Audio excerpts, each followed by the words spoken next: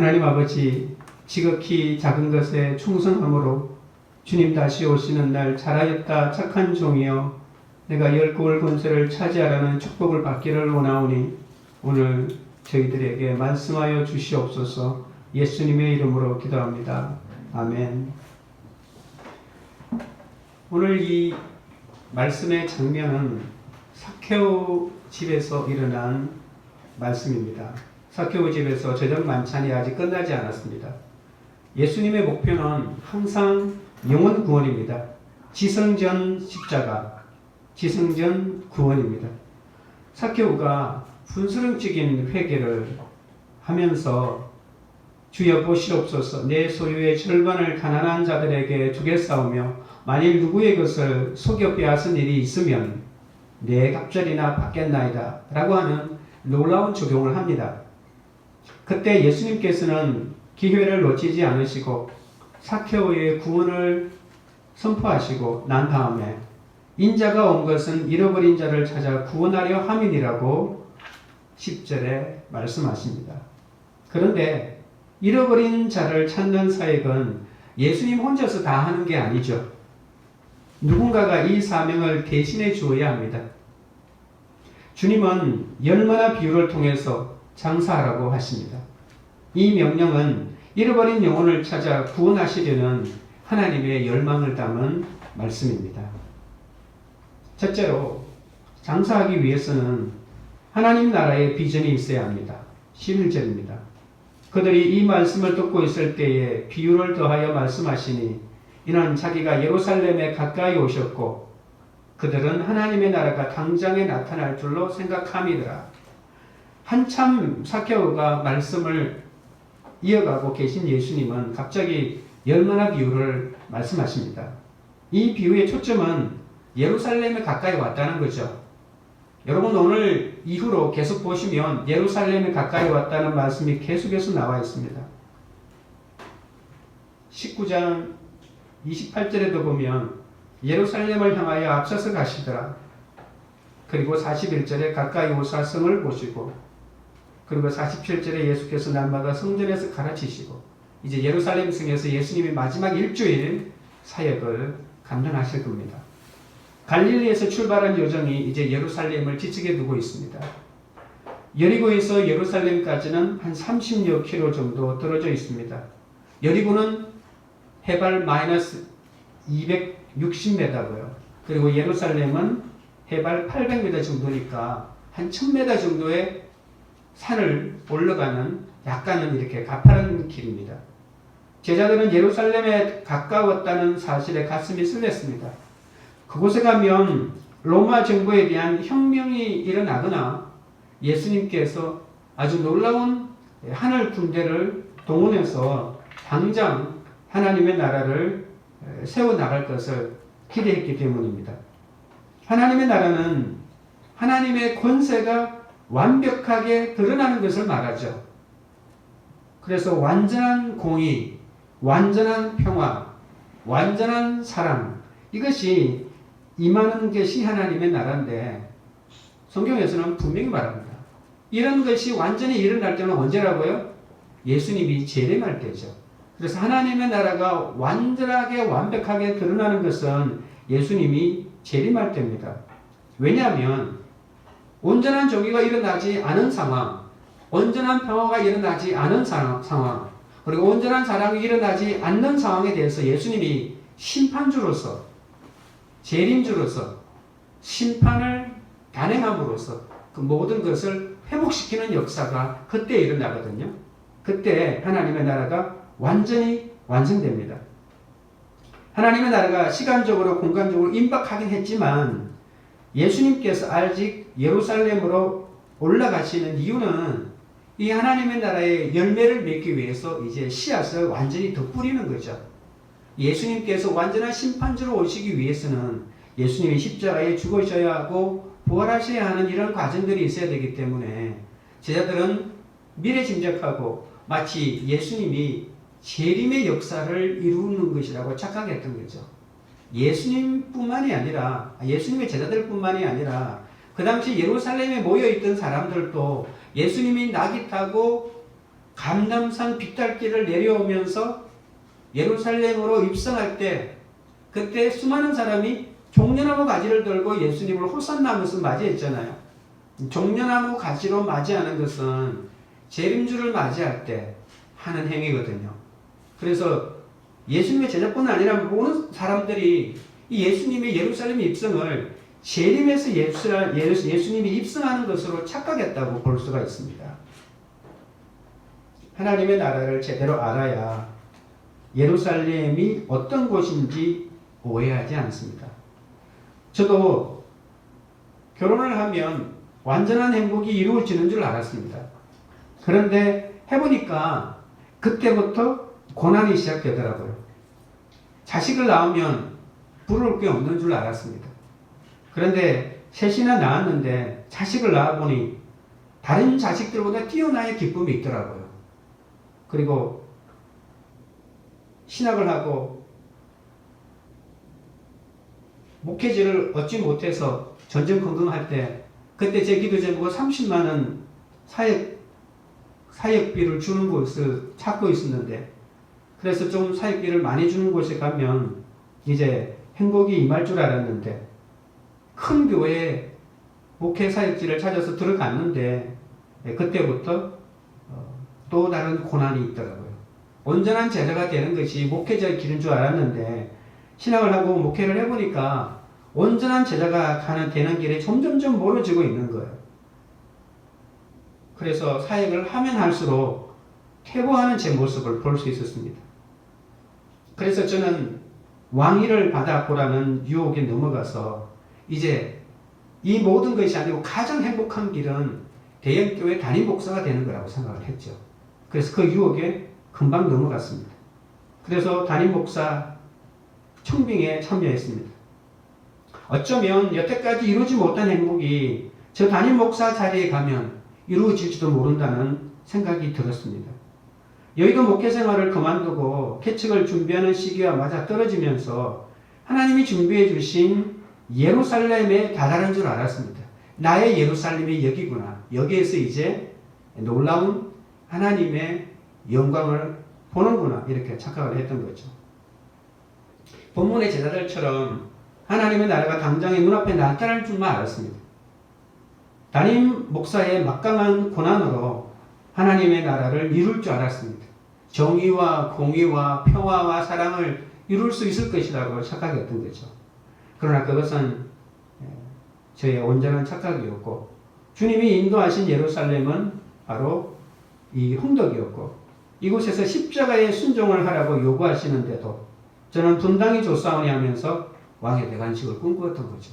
저는 이곳에서 십자가에 달려야 하고 또 수많은 하나님의 인도하심을 받아야 되는데 왕의 대관식, 오늘 본문에 나오는 먼 곳에 가서 왕위를 받아가지고 오기 위해서 갖가지 애를 썼던 것입니다. 왜 예수님이 십자가에 달려야 하나님의 나라가 임하는 것일까요? 하나님의 나라는 이미 예수님 안에서 시작되었죠. 그래서 예수님이 십자가에 달려야 하나님의 나라가 꽃을 피우게 됩니다. 제자들도 하나님 나라가 로마로부터 독립을 얻어서 다윗의 왕국처럼 가시적으로 임한 줄로만 알았는데 예수님의 십자가의 죽음을 꿈에도 생각하지 못했습니다. 하늘의 미랄이 땅에 떨어져 썩어져야 열매를 맺는 진리를 몰랐습니다. 그렇게 심긴 하나님의 나라가 역사의 현장에서 열매를 맺으려면 제자들이 이 땅에서 감당해야 되는 수고와 헌신이 있어야 됩니다. 예수님은 씨를 뿌리고 자기의 목숨을 버려서 씨를 뿌리고 그래서 그 씨를 키우고 그 씨를 거두기 위해서 수많은 제자들이 이 땅에서 2000년 동안 아니면 더 많은 시간이 필요할지도 모르죠. 예수님이 만약에 1000년 이후에 온다면 3000년 동안 이곳에서 계속된 제자들의 헌신이 있어야 되는데 예수님은 그것을 바로 장사하는 것이라고 비유하고 있다고 볼 수 있습니다.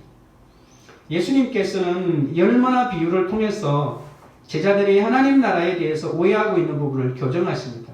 하나님 나라가 완성되기 전에 제자들의 엄청난 신실함이 필요하다는 것입니다. 하나님의 나라는 그냥 예수님 혼자서 다 하는 것이 아닙니다. 하나님 나라가 이 땅에서 완성되기 위해서는 제자들이 해야 할 일이 있다고 하십니다. 12절입니다. 이랬을 때 어떤 귀인이 왕위를 받아가지고 오려고 먼 나라로 갈 때에 그 종 열을 불러 언하 열문안을 주며 이르되 내가 돌아올 때까지 장사하라 하니라. 왕위를 받아가지고 온다는 것은 무엇일까요? 기원전 40년 그리고 기원전 4년 이렇게 역사적으로 두 번 로마 정부로 왕위를 받으러 갔던 인물이 있습니다.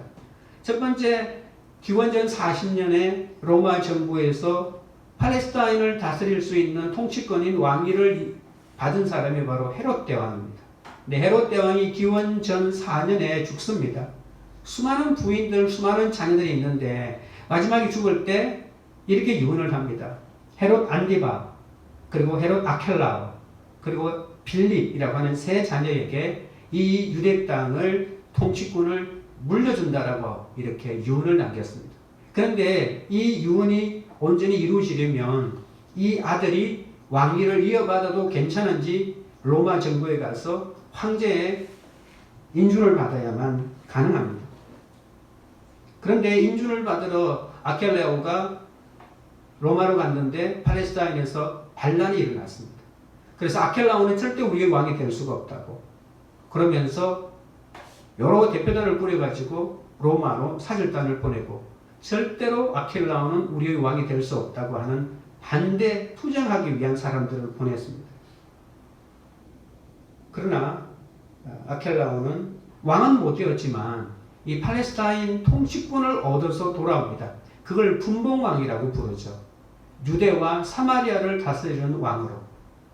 그리고 안티파스는 갈릴리 쪽을 다스리고 이렇게 세 등분해서 이 아들들이 다스리게 됩니다. 이 아켈라오가 돌아오자마자 어떤 일을 한 줄 아십니까? 정치범들 3,000명을 예루살렘 안에서 3,000명이나 십자가에 매달아 죽이는 일을 하게 됩니다. 이 아켈라오가 왕의 권력을 얻었다고 얼마나 악한 일들을 벌였는지 모릅니다. 10년도 안 돼요. 이 아켈라오는 쫓겨나가고 그때부터 로마 총독이 와서 팔레스타인을 다스리게 되었던 거죠. 비유에 등장하는 귀인은 바로 예수님입니다. 예수님께서 먼 나라로 가서 왕위를 받아온다고 했을 때 이 이야기를 듣고 있는 모든 비유를 한 사람이 몇십 년 전에 역사적으로 이런 일이 그 땅에서 일어났기 때문에 이야기가 너무나도 이해가 잘 되었던 거죠. 그래서 왕위를 받아가지고 온다고 하는 것은 이 나라를 받기 위해서 가셨다는 거죠. 바로 예수님의 재림을 뜻합니다.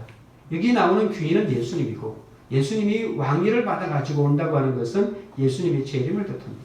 세상을 심판할 완전한 심판자로 오신다는 말이죠. 예수님이 완전한 하나님 나라를 받으려면 예수님의 부활과 성천 이후에 이 교회 시대를 반드시 거쳐야 됩니다. 이 교회 시대를 거쳐서 열방에 하나님의 복음이 전해지는 이 기간이 필요합니다. 이 순서가 있어야 됩니다. 예수님께서 계시지 않는 동안에 재림하실 때까지 남아있는 제자들이 어떻게 해야 할까요? 예수님께서 남겨주신 재물을 어떻게 관리해야 할까요? 나 혼자 믿고 내 가족만 믿고 그렇게 끝을 내야 되겠습니까? 장사한다고 하는 것은 이 복음을 열방으로 선포하고 전한다는 거겠죠. 귀인은 왕위를 받고자 떠나기 전에 종 10명을 불러 모으고 각자에게 돌아올 때까지 장사하도록 한 문화씩 맡깁니다. 귀인은 자신이 영광스러운 왕권을 얻었는데도 빈틈없이 일을 맡기고 떠나죠. 한 문화는 달란트와는 비교도 되지 않습니다. 한 문화는 100드라크마입니다. 그리고 그 당시 일반 노동자가 하루에 일해서 버는 삭스이 1드라크마였거든요. 그래서 1문화는 100드라크마고 100일치의 임금에 해당된다고 볼 수가 있습니다. 한 달란트의 가치는 문화의 60배입니다. 그러니까 한 달란트를 받은 것은 로또에 당첨된 것이고 한 문화는 그냥 자동차 한 대를 살 수 있을 정도의 돈이라고 생각할 수 있습니다. 14절에 그런데 그 백성이 그를 미워하여 사자를 뒤로 보내어 이르되 우리는 이 사람이 우리의 왕됨을 원하지 아니하나이다 하였다. 마치 아까 말했던 아킬레오가 로마 황제의 윤허를 받기 위해서 로마로 갈 때 사절단을 만들어서 절대로 이 사람은 왕이 안 된다고 말했던 것처럼 예수님이 이 땅에서 통치하실 때에도 수많은 이 땅의 백성들이 예수님의 통치를 반대했고요. 그리고 예수님의 제자들, 예수님이 보낸 사람들을 끝없이 탄압하고 그들을 미워하고 그들을 투옥시키고 반대하고 그들의 일을 방해했습니다. 귀인을 미워한 백성이라고 하는 말은 헬라어로 폴리타이라고 하는 말인데 이름만 백성이지 예수님의 나라의 백성이 아닙니다. 하나님의 나라의 백성이 아니고 이 땅의 백성입니다. 그래서 백성은 백성이되 유대인은 유대인이되 하나님과 상관이 없고 아브라함과 혈통적으로만 연관이 되어 있는 그런 사람입니다. 이 백성은 예수님의 통치를 싫어합니다. 그리고 예수님이 왕노릇하는 것을 견딜 수 없어 합니다. 예수의 하나님 나라는 절대로 받아들일 수 없다고 사자들을 보내고 자신들의 생각을 노골적으로 드러냅니다. 그래서 가장 극적으로 드러난 것이 예수님을 십자가에 못 박아 죽이고 그리고 예수님의 잔당들을 소탕시키기 위해서 그들이 복음을 박해하기 시작했던 거죠. 초림으로 오신 예수님이 십자가에 죽으시고 부활하신 후에 하늘로 올라가시죠. 그래서 머지않아 하늘 왕권을 가지고 재림하시겠지만 그 사이에 이 땅에서 복음을 전하고 사명을 감당하는 제자들은 그렇게 많은 능력도 없고 이 세상에서 미미한 힘으로 권력과 자격과 명성을 갖춘 백성들을 상대할 수밖에 없습니다. 백성들은 땅에 있는 돈을 가지고 있는 사람들이라 예수님의 제자들은 아무것도 가지고 있지 않죠. 그냥 하늘나라의 비전밖에 없습니다. 근데 그 사람들을 상대해내야 하고 그 사람들의 미움을 견뎌야 하고 그 사람들의 박해를 참아내야만 합니다. 예수님은 자신을 반대하고 괴롭히는 이들이 있음에도 조금도 흔들림이 없었습니다. 그래서 종에게 명령한 것은 장사하라는 것입니다. 내가 받은 은혜와 축복을 전달해야 할 의무가 우리에게 있다는 것이죠. 성실하신 주님이 우리에게 명령하신 것은 바로 직분과 사명에 최선을 다하는 것입니다. 나에게 주신 시간을 예수님처럼 여기고 급한 일보다 중요한 일을 선택하고 살아갈 때 하나님 나라를 위한 이윤과 열매를 맺게 됩니다. 적용 질문입니다. 주님이 언제 나에게 허락하신 직분과 사명에 주님이 현재 나에게 허락하신 직분과 사명에 최선을 다하고 있습니까? 하나님 나라를 위해 내가 지혜롭게 사용해야 할 나의 한 문화는 무엇입니까? 둘째로 지극히 작은 것에 충성해야 장사를 잘할 수 있습니다. 15절입니다. 귀인이 왕위를 받아가지고 돌아와서 언하를 준 종들이 각각 어떻게 장사했는지를 알고자 하여 그들을 부르니 드디어 왕의 귀환이 일어났죠. 예수님이 재림입니다. 귀인은 자신이 맡긴 돈으로 무엇을 얻었는지 알아보려고 종들을 불러 모읍니다. 장사하라고 하는 말은 프라그마 투에스타이라고 하는 말인데 장사를 통해 얼마나 재정을 벌고 소득이 늘어났는지 보다는 장사에 참여를 어떻게 적극적으로 했는지 이것을 더 관심 있게 알아보는 표현입니다. 그러니까 제자들이 예수님의 부르심과 재능으로 신실하게 헌신했는지를 알아보는 것이죠. 주님은 제자들이 그들에게 맡겨진 돈으로 얼마나 신실하게 활동했는지 알고 싶어 합니다. 16절 이후입니다. 그 첫째가 나와 이르되 주인이여 당신의 한 머나로 10머나를 남겼나이다. 주인이 이르되 잘하였다 착한 종이여 내가 지극히 작은 것에 충성하였으니 10고을 권세를 차지하라 하고 그 둘째가 와서 이르되 주인이여 당신의 한 머나로 5머나를 만들었나이다. 주인이 그에게도 이르되 너도 5고을을 차지하라 하고 첫 번째 종은 10배의 이윤을 남겼죠. 어떻게 정상적으로 장사를 해서 이렇게 큰 이윤을 남길 수 있겠습니까? 그때나 지금이나 10배의 이윤을 남긴다고 하는 것은 어마어마한 거죠. 자신들의 재능을 신실하고 기쁘게 활용하는 제자들은 결과를 예측하지 못하다가 일어난 이런 엄청난 결과에 충격을 받습니다. 우리도 씨 뿌리는 비유에서 30배, 60배, 100배의 열매를 거둔다고 하지 않았습니까? 주신 재능으로 신실하게 장사를 하다 보니까 이렇게 큰 이윤을 남긴 것입니다.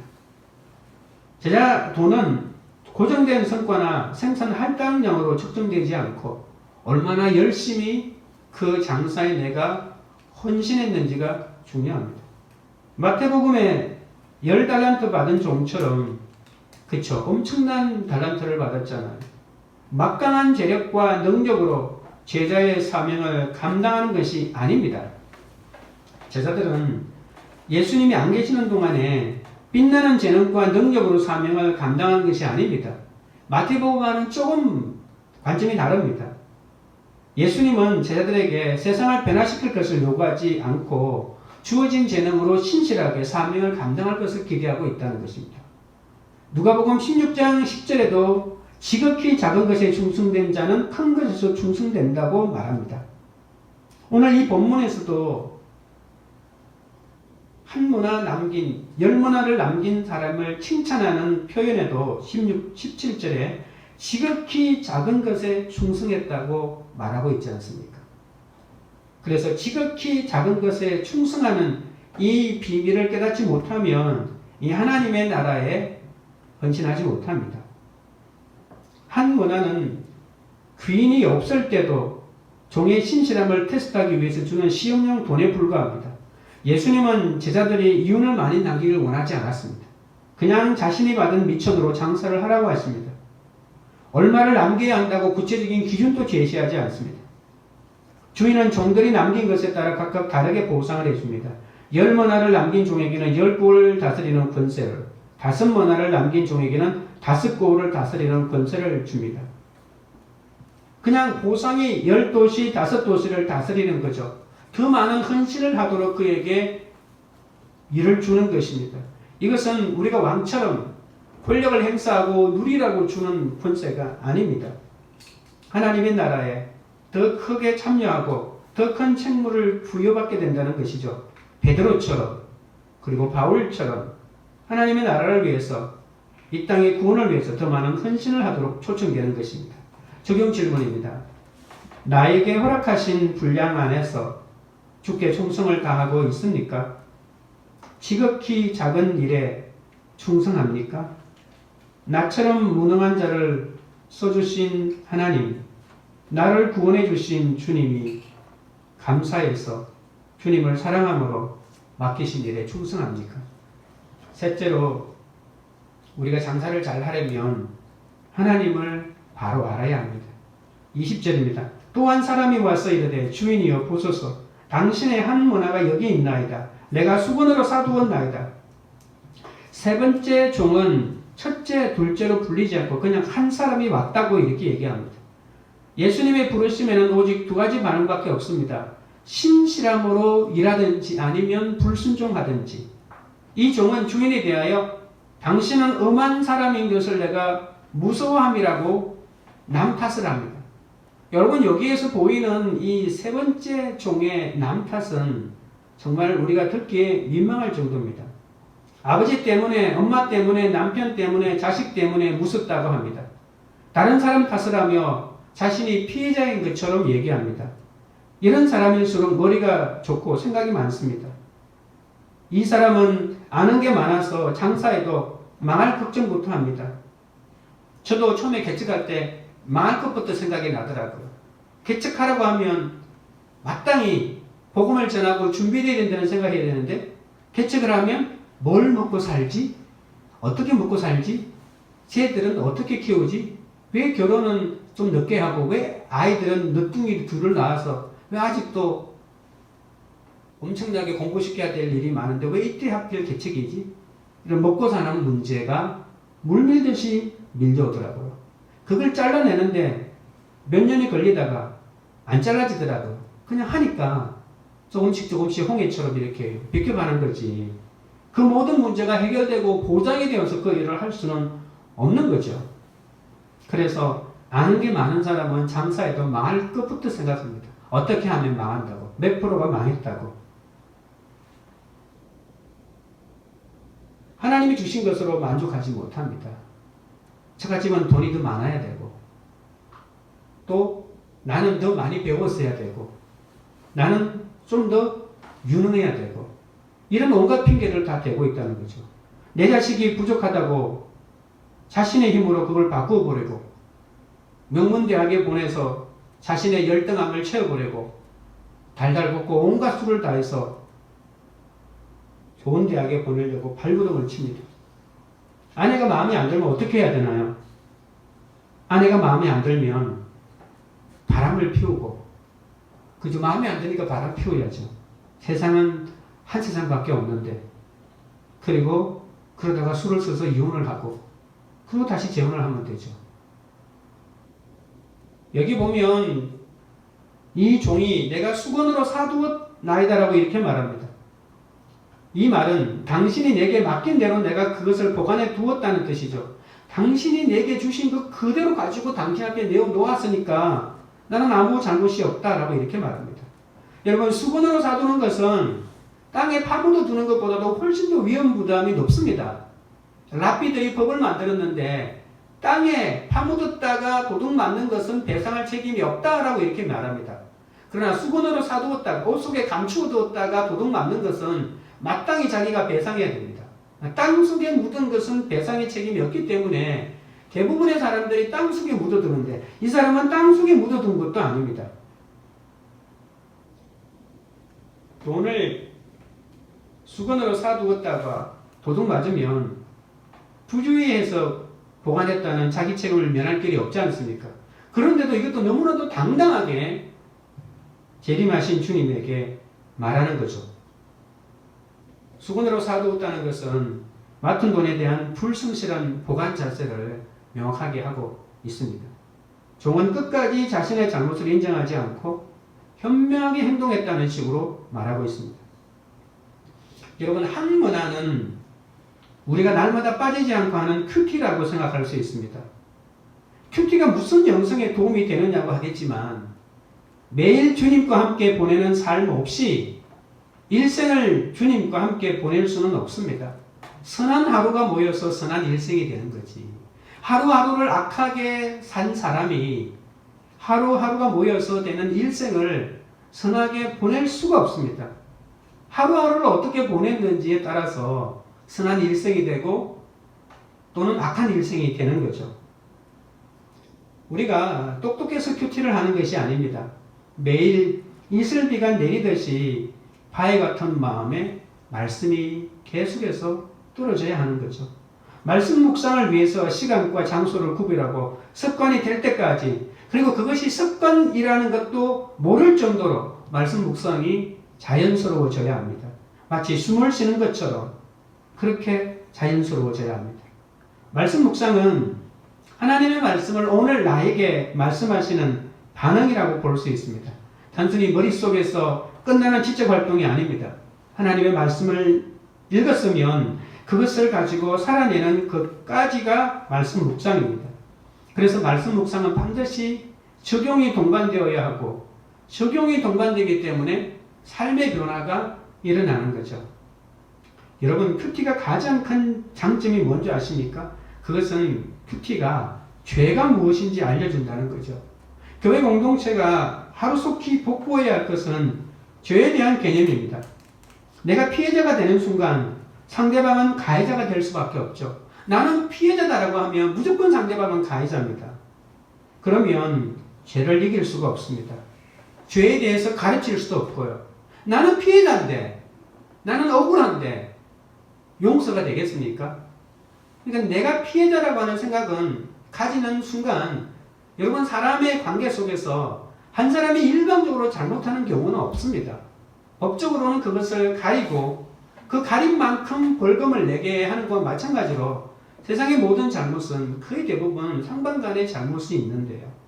특히 인간관계 속에는 그렇습니다. 그런데 내가 피해자라고 생각을 하면 억울하고 분하고 원통해서 도저히 그 억울함에서 헤어날 길이 없는 거죠. 그러면 죄를 이길 수가 없는 겁니다. 죄가 없는 것처럼 덮어놓고 믿는 것이 아니라 의도적으로 죄가 무엇인지를 살피는 것이 필요합니다. 가족 간의 불화가 회복되어야 하고 이웃 간의 분쟁이 사라져야 하는데, 가족과 이웃에 대한 불평과 원망을 수군에 사두지 말고 말씀 앞에, 주님 앞에 내어놓아야 합니다. 무엇보다 내 죄를 보고 서로의 부족함을 인정하는 데까지 가야 하는데, 무엇이 이것을 가능하게 하느냐면 바로 매일매일 말씀으로 내 삶을 들여다보는 이 큐티가 이것을 가능하게 한다는 거죠. 한문화는 되게 적은 돈 같지만 매일매일 말씀으로 자기를 보는 이러한 헌신 속에서 결국은 내 삶의 변화가 일어납니다. 21절입니다. 이는 사람이 당신이 엄한 사람인 것을 내가 무서워함이라. 당신은 두지 않는 것을 취하고 심지 않는 것을 거두었나이다. 여러분, 이 종은 하나님한테 당신이 엄한 사람이라고 합니다. 여러분, 엄한 사람이라는 게 뭔가 알죠? 엄한 사람 잡지 말라. 이렇게 이 엄한 사람이라고 하는 것은 맡기지 않은 것을 맡겼다고 우기고 찾아가는 사람이라는 뜻입니다. 하나님이 나한테 아무것도 안 맡겼다는 겁니다. 하나님이 나한테 아무것도 안 맡겨놓고 왜 나에게 가져오라고 하느냐? 당신이 나에게 맡긴 거 한 모나 내 가져왔지 않느냐? 더 이상 나에게 요구하는 것은 강도요 도둑이다. 이런 의미가 들어가 있습니다. 그리고 여기 거둔다라고 하는 말이 있잖아요. 이 말이 헬라어로는 세리들이 세금을 징수할 때 쓰는 용어입니다. 억지로 거두어들일 때, 이 세리들이 하는 행위를 비판할 때 이 거둔다라고 하는 이 용어를 씁니다. 그래서 세리장 삭개오의 집에서 이 거둔다라고 하는 예수님이 이 단어를 쓰신 것은 마치 이 종이, 세 번째 종이 예수님을 세리들처럼 무조건 세금을 거두어들이는 악독 세리들이라고 고발하는 것과 마찬가지라는 거죠. 예수님은 참 너무나도 억울합니다. 이 세 번째 종은 그냥 악하고 게으른 종이 아니라 예수님께서 이 종을 그냥 악한 종이라고 부른 이유가 거기에 있습니다. 이 사람은 그냥 게으른 것이 아니고 그냥 악한 종입니다. 예수님을 몰라도 이렇게 모를 수가 있습니까? 하나님을 몰라도 이렇게 모를 수가 있습니까? 하나님을 모르면 이렇게 잘못 살 수밖에 없습니다. 여러분, 많은 사람들이 왜 이 세상의 가치가 최고라고 살아갈까요? 하나님을 모르기 때문입니다. 복음을 모르기 때문이라고 그렇게 생각해야 합니다. 고생은 고생대로 하면서도 본 것도 없고 수치까지 당했습니다. 늘 감춰두니까 흑세가 많고 비밀이 많고 그래서 능력이 없습니다. 이 종은 자신의 나태함을 숨기려는 방어 기제로 오히려 주인의 성격인 주님을 보고 괴팍하다고 주인 탓을 하고 있는 것입니다. 이 종에게는 충성이라고 하는 개념이 전혀 없습니다. 왜 내가 내 노력을 들어서 당신인 주인을 영화롭게 하고 공경해야 한단 말입니까? 라고 이렇게 소리치는 겁니다. 주인과는 어떤 관계도 없습니다. 주인의 종이지만 이 사람은 주인을 주인으로 생각하지도 않고 자신을 종이라고도 생각하지 않습니다. 그냥 명목상의 그리스도인일 뿐입니다. 교회 나와도 그냥 예수님하고는 아무 상관이 없는 거예요. 그냥 교회 나오는 거예요. 교회 나와 있는 다른 집사님들하고의 관계 때문에 교회 나오는 거고, 교회 나와 있는 어떤 누구와의 관계 때문에 나오는 거지, 예수님과의 관계가 전혀 설정되지 않는 사람, 명목상의 그리스도인, 명목상의 종인 사람들, 명목상의 제자인 사람들의 대표가 바로 이 종이고, 이 종의 특징이 하나님을 모른다는 겁니다. 예수님도 모른다는 것이고 아예 관심도 없다는 것입니다. 악한 종이라고 불린 이 종은 한mon하로 장사라는 주인의 마음을 이해하지 못했습니다. 주인은 왕이 된 후에 그 영광을 자신의 종들과 함께 나누기를 원했죠. 그러나 이 종은 주인의 뜻을 헤아리지 못한 채 주인이 엄한 사람이라고 생각하면서 무서워만 합니다. 어떻게 생각하면 우리에게 힘든 일 다 맡겨두고 자신은 그냥 하늘에 올라가고 그냥 2000년 동안 당신의 수많은 종들이 이 죽음을 불사하고 헌신을 했는데 그럴 수가 있냐고 하겠지만 주님의 마음은 하나님의 일을 우리에게 나누어 줌으로써 우리가 거두어드리는 그 일로 하나님의 영광도 같이 나누기를 원했던 것인데 그걸 몰랐던 겁니다. 주인의 뜻에 관심도 없고 확신도 없기 때문에 주님의 명령을 가볍게 여기고 장사하지 않았습니다. 그리고 이 사람은 죄의식이 전혀 없었습니다. 모두가 영적 열매를 내고 있는데 자기는 열매도 없이 주님이 주신 한 모나 그대로 가져왔다고 주신 것 그대로 돌려준다고 하면서 자신에게는 아무것도 요구하지 말라고 합니다. 남을 인정하지 않고 불평불만이 너무나 많습니다. 다른 사람을 인정하지 않는 사람은 세상에서도 결코 인정받을 수 없고 성공할 수 없습니다. 22절입니다. 주인이 이르되 악한 종아 내가 내 말로 너를 심판하노니 너는 내가 두지 않는 것을 취하고 심지 않은 것을 거두는 엄한 사람인 줄로 알았느냐. 그러면 어찌하여 내 돈을 은행에 맡기지 아니하였느냐? 그리하였으면 내가 와서 그 이자와 함께 그 돈을 찾았으리라 하고 하나님은 악한 종의 궤변에 일일이 대꾸하지 않으십니다. 다만 내가 내 말로 너를 심판한다고 하시면서 악한 종의 자기 변명이 곧 자기 죄를 인정하는 것과 같다고 말씀하십니다. 오늘 하나님 나라가 임한다면 여러분은 무엇을 내어놓겠습니까? 죄가 얼마나 힘이 큰지 처음에는 어색하고 힘들어하다가도 금세 익숙해집니다.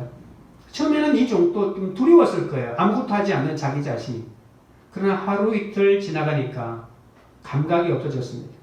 어떤 크리스천이 바람을 피운 뒤에 나는 과연 용서받을 수 있을까?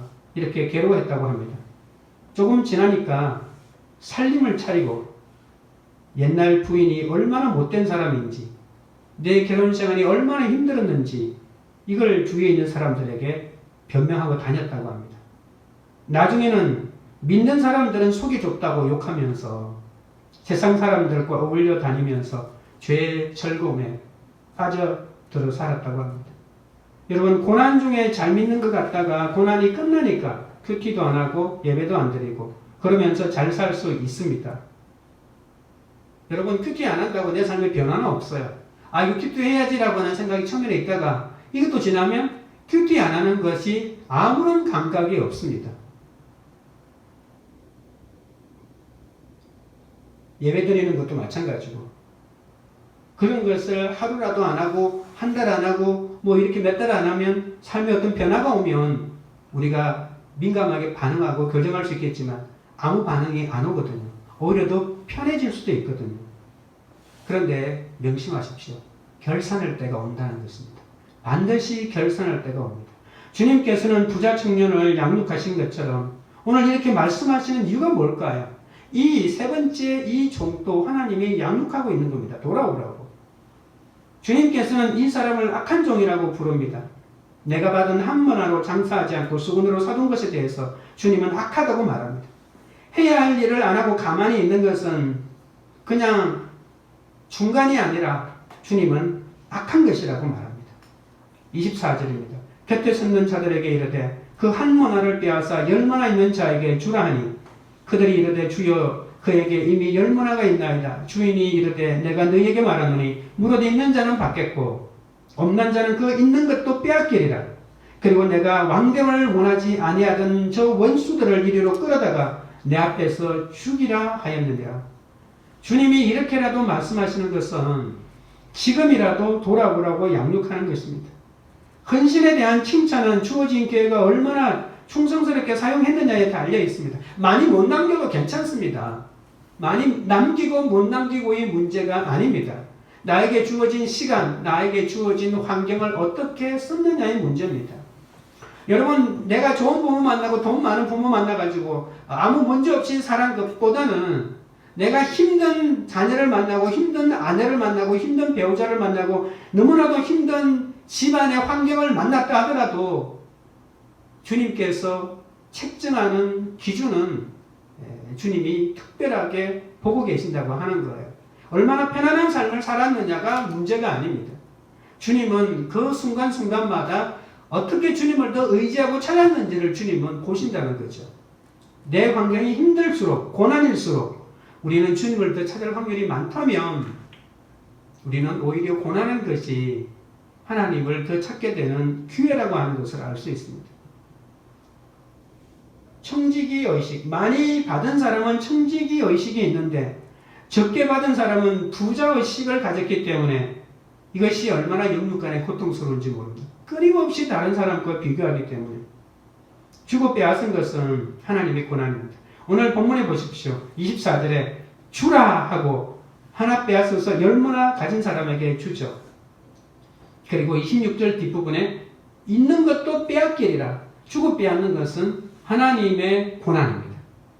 결국 악한 종은 왕위를 반대한 자들과 함께 처벌을 받고 가진 것까지 모두 빼앗기고 맙니다. 10종이 한 문화씩 받았잖아요.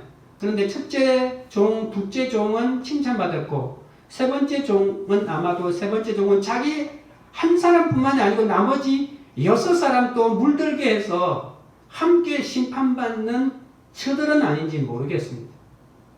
27절에 그리고 내가 왕됨을 원하지 아니하던 저 원수들을 이리로 끌어다가 저 원수들이 바로 그 나머지 7명이 아닐까. 내가 물들인 사람. 여러분 내가 구원하여 잃어버린 자를 찾아야 하는데 내가 잃어버린 자를 찾지 않으면 내가 악에 물드는 사람을 만들 수밖에 없다는 원리를 알아야 됩니다. 나머지 6사람에 대한 책임을 이 사람이 져야 합니다. 근데 이 사람들은 단순히 장사하지 않는 것이 아니고 세상 사람들처럼 예수를 믿었고 교회 다녔지만 예수님이 내 왕인 것을 인정하지 않는다고. 여기 보십시오. 내가 왕됨을 원하지 아니하였던 저 원수들이라고 했으니까 나머지 6사람과 이 악한 종이라고 불린 이 7명의 종은 결국은 예수님의 통치를 인정하지 않고 그래서 이 자기 마음대로 이 세상을 살았다라고 이렇게 볼 수가 있습니다. 무릇 있는 자는 더 받게 되고요. 더 넘치게 되는데 이것이 바로 하나님의 은혜의 특징입니다. 하나님의 은혜의 특징은 뭘까요? 낭비되는 것이죠. 그래서 탕자 둘째 아들을 품었던 아버지는 바로 탕부 하나님이라고 얘기한 적이 있잖아요. 하나님의 은혜는 이렇게 낭비되는 것이 특징입니다. 장차 얻게 될 하늘 영광을 보지 못하는 사람은 자신의 현실만 주목합니다. 그리고 현실만 주목하는 사람은 하나님을 오해합니다. 하나님을 잘못하게 되고요. 하나님을 오해하기 때문에 불순종으로 주께 충성하지 않습니다. 영적 봉사의 기회를 하찮게 여기면서 내게 주어진 여러 가지 사건과 달란트를 활용하지 않고 그래서 점점 그 은사가 사라져가고 있습니다. 더는 영적인 일을 할 수 없는 사람으로 전락해버립니다. 목자를 하다가 힘들어서 지쳤고 이젠 좀 쉬겠다고 그 일을 안 하면 점점 사라집니다. 은사는 활용하면 풍성해집니다. 하나님의 나라의 선물은 언제나 생명이 있기 때문에 그렇습니다. 마지막 적용 질문입니다. 요즘 내가 하나님을 오해하여 불순종하고 있다면 그 이유는 무엇입니까? 적게 받았다고 받은 게 없다고 주님께 섭섭해서 등을 돌리고 마음을 돌립니까? 다른 지체가 칭찬받는 걸 견딜 수 없습니까? 하나님이 주신 것으로 만족하지 못하고 오히려 주님을 책망하며 열매 맺는 삶을 살고 있습니다. 열매 없는 삶을 살고 있지는 않습니까? 오늘 주님이 오신다면 내놓을 것이 있습니까? 악한 종처럼 주님께 변명거리만 늘어놓습니까? 영적인 열매를 맺으라고 직업과 직분을 주셨는데 이를 충성스럽게 감당하고 있습니까? 말씀을 맺겠습니다. 장사하라는 주님의 명령은 잃어버린 한 영혼을 찾으라는 부탁입니다. 주님은 이 땅에서 온전한 복음을 우리에게 주셨습니다. 구원에 필요한 완전한 십자가의 순종을 보여주시고 부활하셨습니다. 이제는 우리의 몫입니다. 그리고 우리 혼자 내버려 두신 것도 아닙니다. 성령께서 우리와 함께 세상 끝날까지 함께 하시겠다고 하셨습니다. 장사합시다. 우리의 장사는 영혼을 얻는 것입니다. 세상의 가치관에 현혹되지 말고 잃어버린 영혼을 찾으시는 하나님 나라의 비전과 큰 능력을 바라지 않고 지극히 작은 것에 충성하여 날마다 말씀 묵상으로 내재를 보고 여전한 방식으로 오늘 우리에게 맡겨진 삶을 살아가며 주님을 알아가는 우리들이 되어야 하겠습니다. 찬양하겠습니다.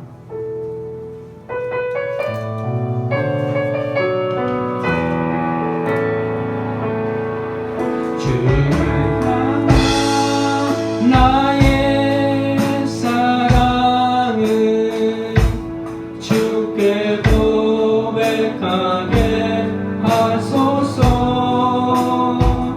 아름다운 주의 그늘 아래 살며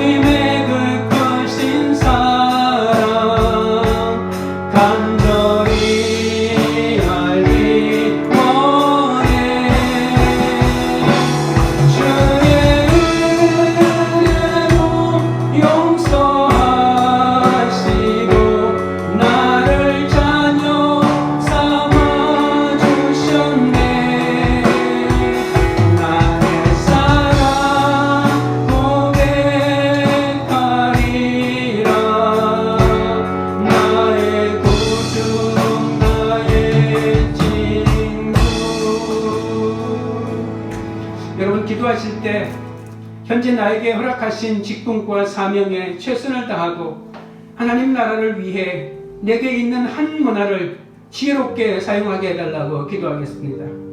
그리고 나에게 허락하신 분량 안에서 지극히 작은 일에 충성하게 해달라고 기도하겠습니다. 나처럼 무능한 자를 써주신 하나님께 감사하여 주님을 사랑함으로 맡기신 일에 충성하게 해달라고 기도하겠습니다. 적게 받았다고 받은 게 없다고 주님께 섭섭해서 마음을 돌리고 있지 않습니까?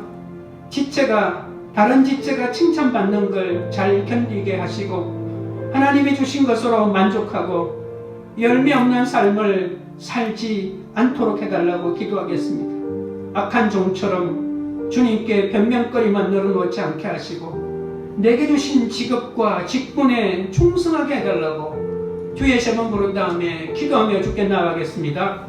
주여 주여 주여 거룩하신 하나님 아버지여, 현재 나에게 우리에게 허락하신 직분과 사명에 최선을 다하게 하여 주시기를 원합니다. 하나님 나라를 위해 나에게 있는 한 문화를 지혜롭게 사용할 수 있도록 인도하여 주시기를 원합니다. 한 문화가 작다고 수분에 싸붙지 않게 하시고 주님이 나에게 주신 그 은사와 재능을 귀하고 고귀하게 여겨 한 영혼이라도 아버지 하나님 잃어버린 영혼을 찾아내는데 사용되게 하여 주시옵기 바라옵나이다. 나에게 허락하신 분량 안에서 지극히 작은 일에 충성하게 해달라고 기도하겠습니다. 하나님 아버지여, 내게 주신 분량을 적다고 원망하지 않고 하나님 아버지여, 지극히 작은 일에 충성할 수 있는 마음을 허락하여 주시옵기 바라옵나이다. 나처럼 무능한 자를 찾으신 하나님, 그 하나님께 날마다 감사하며 아버지 하나님 주님을 사랑함으로 맡기신 일에 충성을 다하도록 인도하여 주시기를 원합니다. 적게 받았다고 받은 게 적다고 하나님께 섭섭하다고 아버지 하나님 내 마음에 들어있는 모든 미움과 불평과 불만을 제거하여 주시옵소서. 다른 지체가 칭찬받는 걸 잘 견디게 하여 주시옵소서. 모두가 협력하여 하나님의 나라를 이루어가는 것임을 알게 하여 주시기를 원합니다. 하나님이 주신 것으로 만족하게 하시고 열매 없는 삶을 부끄럽게 여기도 한 영혼이라도 아버지 하나님 주님에게 인도하기 위하여 애쓰고 수고하는 종의 마음을 허락하여 주시기를 원합니다. 악한 종처럼 주님의 변덕없는 살지 않게 하여 주시고 하나님을 잘 알기 위하여 날마다 말씀을 묵상하며 주께 나아가게 하여 주시옵소서. 거룩하신 하나님 아버지여, 고맙고 감사하고 찬양합니다. 하나님 아버지, 악하고 게으른 종인 한문화 받은 자는 예수님한테 당신은 엄한 사람이며 인색하다고 오히려 책망을 퍼붓고 있습니다. 나에게 해준 게 뭐냐고, 무슨 기회를 주었냐고 날마다 불평하며 원망합니다. 나에게 왜 이런 부모를 주었고, 나에게 왜 이런 남편을 주었고, 나에게 왜 이런 자녀를 주었고, 나에게 왜 이런 목사를 주었고, 나에게 왜 이런 성도를 주었냐고 끊임없이 원망하고 불평하고 자기를 합리화하느라고, 자기는 외롭다고, 자기는 두렵다고, 그래서 폭력이 나가고 음란이 나가고 불륜이 나가는데 이 모든 것은 나 때문인 줄도 모르고 끊임없이 남 탓을 하고 하나님 탓을 하고 살아온 저를 불쌍히 여겨 주시옵소서. 결산할 때에 그나마 한 문화마저 빼앗기고 쫓겨나서 이를 갈며 살피울까 두렵습니다. 10문화 5문화 남긴 종들은 자신이 죄인임을 알았기 때문에 주신 것에 감사했고 주님을 사랑함으로 그 즐거움에 참여하는 자가 되었습니다. 내게 있는 재능도 귀하다 보시고 영혼을 살리는 일에 쓰이는 것이 얼마나 고귀한 줄도 몰랐습니다. 그냥 세상 사람들과 비교해서 가진 게 없다고 늘 불만만 가졌습니다. 우리가 악한 종이기에 열등감과 시기에 빠져 기쁨이 없는 삶을 산 것을 용서하여 주옵소서. 남은 힘들고 받은 게 없다고 불평하며 하나님을 인정하지 않았기 때문에 다른 사람을 절대로 인정할 수가 없었습니다. 영적인 열매를 맺으라고 저희에게 딱 맞는 한문화인 가정과 자녀를 주셨는데 남과 비교하지 말고 불평하지 말고 지극히 작은 일에도 충성함으로 5배, 10배의 결실을 거둘 수 있는 종이 되도록 인도하여 주옵소서. 진정한 행복은 주님의 즐거움에 참여하는 것임을 알았사오니 이제 인생의 목적이 행복이 아닌 것을 깨닫고 거룩임을 알고 그 길을 걸어가도록 인도하여 주시고 날마다 말씀 묵상으로 주님을 더 알고 내 죄를 보고 내가 피해자가 아니라 내가 오히려 가해자이고 내 죄가 더 많다는 것을 고백하며 자녀를 살리고 가정을 살리고 공동체를 살리게 하여 주옵소서. 코로나 바이러스 감염증이 온 세계를 위협하고 있습니다. 힘든 환경 속에서도 밤낮으로 환자를 돌보는 의료진들과 방역팀과 실무자들에게 힘을 다하여 주시옵소서. 모든 국제사회가 협력하여 이 어려움을 잘 극복하도록 도와주시고 이 감염증 때문에 너무나 많은 사람이 삶이 위협받고 목숨이 위협당하고 있습니다. 하루속히 이 사태가 끝나게 하시고 예배가 회복되고 경제가 회복되게 하여 주옵소서. 한국교회가 주님이 진노하시는 사건 앞에 참된 회개와 그리고 하나님과의 모든 관계를 회복하는 은혜를 허락하여 주시옵소서. 광교리들 교회가 상처와 열등감으로 파묻었던 주님의 은혜를 이제 끄집어내게 하여 주시옵소서. 나와 남을 살리는 일에 충성하며 풍성한 삶을 살게 하여 주옵소서. 신실한 종의 사명을 감당하게 하여 주옵소서. 공동체 한 사람 한 사람의 삶을 말씀으로 인도하여 주옵소서. 오늘 예배에 참석하지 못하고 가정에서 있는 처소에서 함께 영상으로 예배드리는 모든 가족들 축복하여 주시고 그들의 삶 가운데 하나님의 은혜가 차고 넘치게 하여 주시옵소서. 모든 말씀을 예수님의 이름으로 기도합니다. 아멘.